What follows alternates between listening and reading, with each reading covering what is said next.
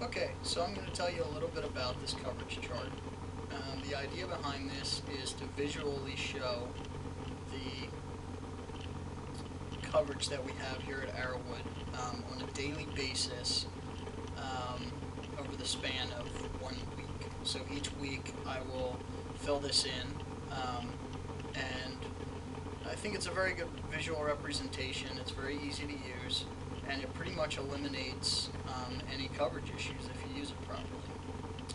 So the way to go about this is to first show, or rather input, where you need coverage. So whatever time there's groups in the training center, you would put that up in here where my cursor is.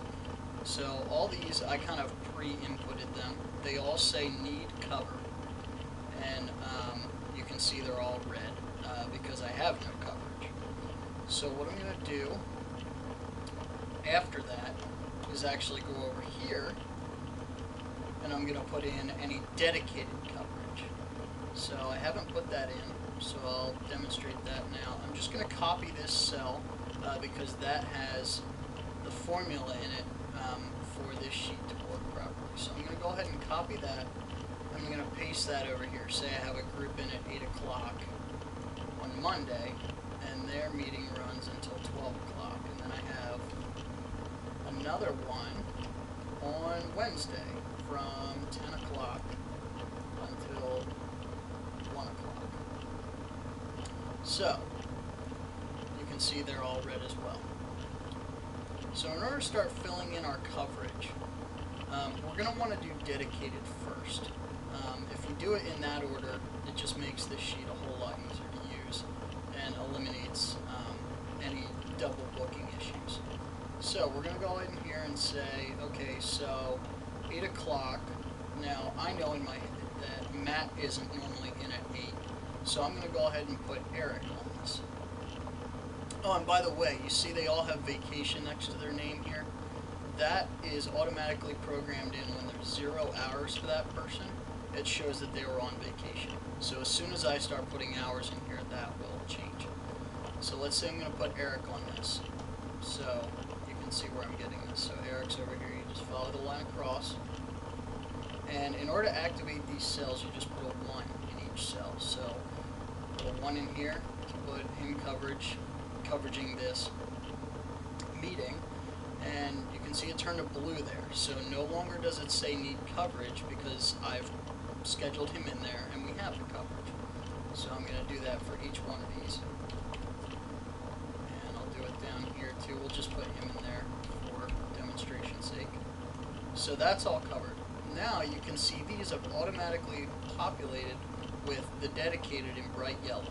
So I know that I can't double book Eric in the rest of the building for general support and building coverage because I already have him dedicated, say, in the 1000 room here in Arrowwood at those times.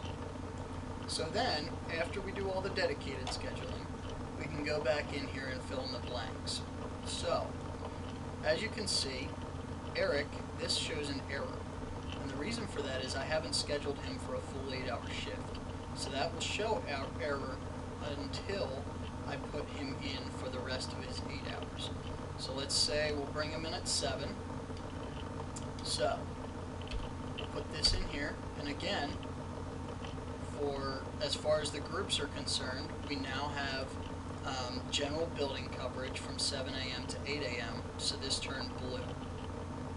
Notice that even though it says dedicated here and there's something in these cells, these did not change. That's because Eric is not covering the building. He's dedicated over here. So those will not change until I put someone else in the building. So we'll go ahead and put Eric in for the rest of his 8 hours. So we have 1, 2, 3, 4, 5, 6 hours. So we'll go ahead and put him in for 2 more. And watch what happens when I do this.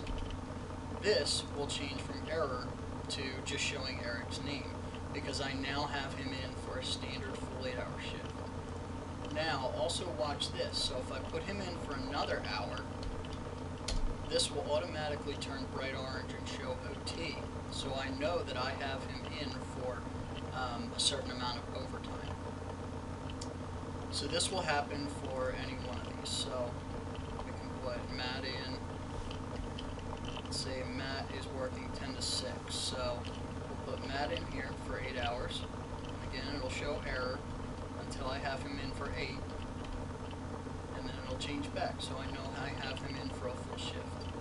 And now, as you'll see, I have my groups all day covered except for these two. And now what I do as a manager is I basically make sure that I'm here to cover for any small time slots that I don't have my technicians here for. So I'll go ahead and schedule myself starting at 8 o'clock in the morning. And those disappear, you can see that. And notice that mine doesn't say error or overtime or anything like that, simply because, you know, I'm a salary employee, and it, you know, if I work 10 hours, you know, it doesn't make a difference. So, Eric we see he's has overtime, so we'll take that off. And that goes away. Myself back in here for 1, 2, 3, 4, 5, 6, 7, 8. So go ahead and do that. So that's basically how this sheet works. So at the end of it, let's see if I have one up here. At the end of it, it will look like this.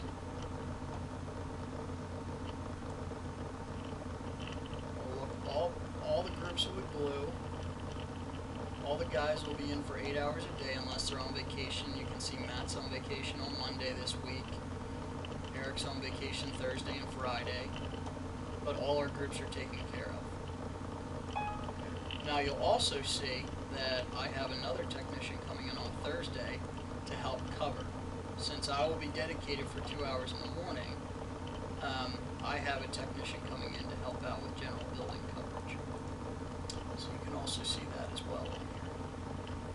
So that's the basics for this sheet that I have here. As you can see, it's very easy to use,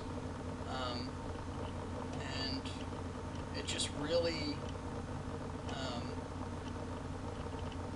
allows you to see visually what coverage you have and what coverage you don't have. It really eliminates any double booking issues or lack of coverage if you use the sheet properly.